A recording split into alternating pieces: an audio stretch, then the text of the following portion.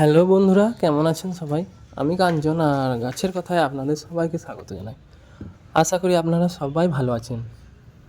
আজ আমি এই জারবেরা গাছগুলি আমার এই মাটিতে প্রতিস্থাপন করব। আমার কাছে দুটি গাছ আছে, এর মধ্যে একটি ইয়েলো কালার আর একটি অরেঞ্জ দেখতে পাচ্ছেন আপনাদের সামনে আছে। এই জায়গাটি ভালোভাবে কুড়ে নেব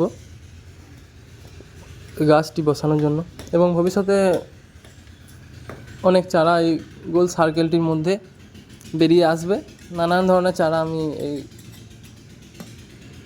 সার্কেলের মধ্যে বানাতে চাইছি। তো এই একটি সেট আপ আমি তৈরি করছি, আপনাদের সাথে শেয়ার করব, তো দেখাবো কীভাবে প্রতিস্থাপন করছি, যত্ন কী হবে এই ভিডিও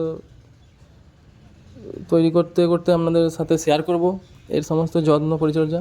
তো দেখুন গাছটিকে বার করার সময় এই যে কী সুন্দর রুট বাউন্ড হয়েছে, দেখুন বোল্ট থেকে দেখুন কত সুন্দর রুটটি বাউন্ড হয়েছে, এত সুন্দর বাঁধন এই গাছের শিকড়গুলি। এভাবে বসিয়ে দেবো এইভাবে সুন্দরভাবে। এই গাছ টবেও খুব সুন্দর মেনটেন্স করা যায় এবং মাটিতেও খুব ভালো হয়, মাটিতে লাগালে রেজাল্ট ভালো পাওয়া যায়। সেই জন্য আমি বেশি যত্ন লাগে না মাটিতে লাগালে। আর যেহেতু আমার এই জায়গাটিতে একটি বড় গাছ ছিল, আমের গাছ, গাছটি পোকা লেগে মারা গেছিলো, তার জন্য গাছটিকে কাটতে হয়েছে আমার বাধ্য হয়ে, ভবিষ্যতের কথা ভেবে। তো সেই অনুযায়ী আমি একটি সেট আপ তৈরি করবো ভেবেছিলাম যে এখানে কী গাছ লাগানো যায়। তো এর জন্য আমি এই জারবেরাকে পছন্দ করেছি, জারবেরাকে চয়েস করে নিয়েছি এইখানে এই ঘর সাজানোর জন্য। আর এই উঠোন খুবই সুন্দর দেখাবে জারবেরা গাছ যখন এক থেকে অনেক হয়ে যাবে এবং ফুলে ভরে উঠবে, নানান কালারের হবে, আরও বিভিন্ন কালারের আমি নিয়ে আসবো পরে। এই সাইডগুলোতে গোল করে রাউন্ড করে আমি লাগানোর ইচ্ছা আছে।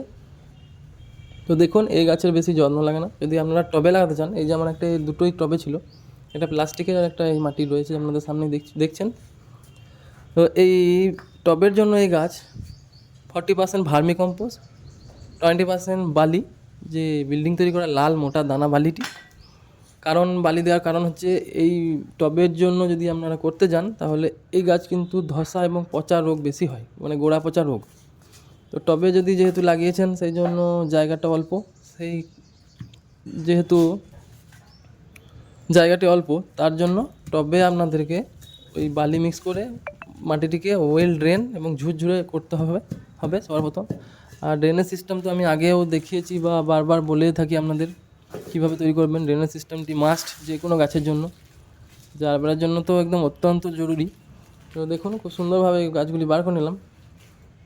তো আমি টবে লাগানোর সময় 40% ভার্মি কম্পোস্ট, 20% বালি আর 10% নিমখোল, শিংকুচি, হাড় গুঁড়ো এইভাবে এক চামচ করে মিক্স করে দিয়েছিলাম। তো দেখুন গাছটি খুব সুন্দর, দুটোই গাছই খুব সুন্দর গ্রোথ হয়েছে। এই অরেঞ্জ কালারের গাছটি দুটো চারা হয়ে এসছে টবের মধ্যে। এটি 1 বছর থেকে ছিল আমার, 2-3টে চারা একসাথে হয়েছে। এটিকে আপনি চাইলে ডিভাইড করে আলাদাও লাগাতে পারেন, আমি একসাথেই লাগিয়ে দেবো। অটোমেটিক ভবিষ্যতে এই সার্কেলের মধ্যে মাটিতে খাবার পাবে, এখানে অটোমেটিক বেড়ে উঠবে। চলুন এটাকেও লাগিয়ে দিই। আর এই সার্কেলটির ভেতরে আমি 1 মাস ধরে মাটি, বালি আর ভার্মি কম্পোস্ট দিয়ে গোবর সার আর পাতা সার মিক্স করে পচিয়ে রেখেছিলাম। খুব সুন্দর এখানে মাটিটি আছে, ঝুরঝুরে হয়ে আছে এখানে। তো আশা করছি খুব সুন্দর বাড়বে। দেখুন এটিও বসিয়ে দিলাম।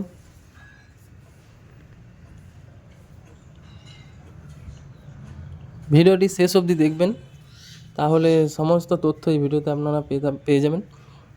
আর ভিডিওগুলি ভালো লেগে থাকলে অবশ্যই আমার চ্যানেলটি সাবস্ক্রাইব করে পাশে থাকবেন, পাশে থাকা বেল আইকনটি ক্লিক করে নেবেন যাতে সবার আগে আমার ভিডিও আপনাদের কাছে এসে পৌঁছে যায়। এই দেখুন আমার দুটি গাছ লাগানো কমপ্লিট হয়ে গেছে। তো আমি এইভাবে প্ল্যানিং করেছিলাম যে গাছ দুটিকে আমি এইভাবে এই মিডিল সার্কেলের মধ্যে লাগাবো এবং ভবিষ্যতে অনেক চারা গাছ প্রচুর আসবে। মাটিতে লাগালে প্রচুর চারা অটোমেটিক হয়ে আসবে, টবে যেটা হবে না। কিন্তু যাদের জায়গা নেই তারা টবে, ছোট বড় টবে, সব টবেও লাগানো যাবে, যত্ন একটু করতে হয়। এই গাছে কিন্তু খুব ডাইরেক্ট সানলাইট পছন্দ হয় না, এ একটু সেমি সেট এরিয়াতে থাকতে পছন্দ করে। যেহেতু আমার এখানে রোদটি ডাইরেক্ট আসে না, এখানে ওপরে একটি ব্যালকনি আছে এবং নিচেতে সেমি সেটে রোদ ছায়া আলো ছায়াতে গাছটি খুব সুন্দর বাড়বে। এবং মাটিতে বেশি কিছু পরিচর্যার দরকার নেই, খাবারেরও বেশি কিছু চাহিদা থাকে না মাটির গাছের। তাও আপনারা এনপিকে 19-19-19 বা 20-20-20 এই দুটির মধ্যে যে কোনো একটি সার স্প্রে করতে পারেন টবের গাছের জন্য। আর ভার্মি কম্পোস্ট প্রত্যেক মাসে একবার করে দিবেন টবের মাটিতে। তো আশা করছি আপনারা এই ভিডিওতে কিছু তথ্য পেয়ে উপকারিত হয়েছেন। তো ভিডিওটি অবশ্যই শেয়ার করবেন। ধন্যবাদ।